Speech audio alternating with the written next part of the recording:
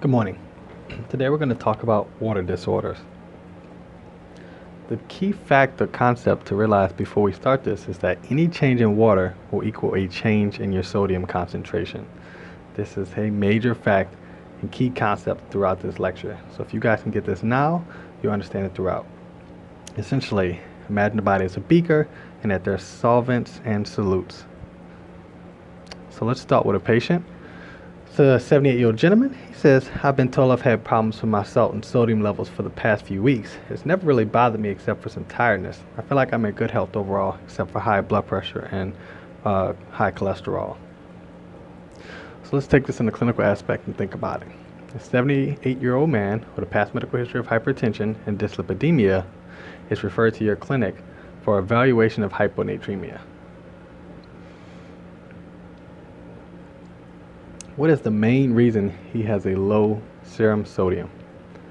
Is it A, increased total body water, B, decreased total body water, C, increased total body sodium, or D, decreased total body sodium? The correct answer is A, increased total body water. Again, any change in water will equal a change in your serum sodium. So if someone has an increase in total body water, there will be a low serum sodium. Whereas if there's a decrease in total body water, there will be a high serum sodium. As you can imagine, the body is a beaker with solvents and solutes. Anytime there's a change in total body sodium, this will equal a change in the patient's total volume. So someone who has an increase in total body sodium, there will be volume expanded and have edema, whereas someone who has a decreased total body sodium will be volume depleted. Again, the key fact to remember is that anytime there's a change in the total body water, there will be a change in the serum sodium concentration. Whereas if there's a change in sodium, there will equal a change in the body volume. Never forget this. Next, let's look at osmolarity. Osmolarity is the total concentration of all particles in the solution, whereas tonicity is the concentration of all osmotically active particles in solution. Only impermeable particles participate in tonicity, and any change in tonicity will equal a change in the cell volume.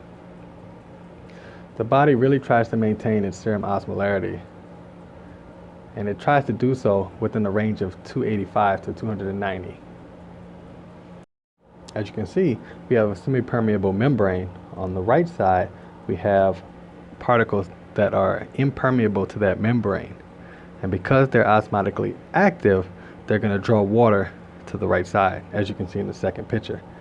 Here on the right, the left side of the membrane has decreased water, but the same concentration on particles as the right side, where there's more water, and more particles.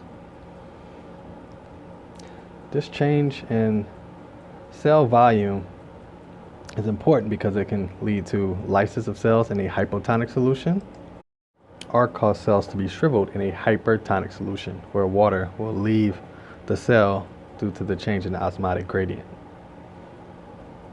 So now let's talk about how tonicity is maintained. The body is in steady state, so however much water is put into the system will leave the system. If there happens to be a decrease in the intake, then the kidneys will change the excretion of water to maintain the same serum osmolarity and tonicity. If the kidneys were to excrete more, then the body has several mechanisms to increase intake to try to match, and that's essentially your thirst mechanism, which is the minor of the two roles, whereas the kidney is the major. Looking at urine output from the kidneys, we need to really focus in on the nephron being the most important part here. So initially at the proximal convoluted tubule, it's the equal balance of water and electrolytes going out and being reabsorbed. So essentially it's normal.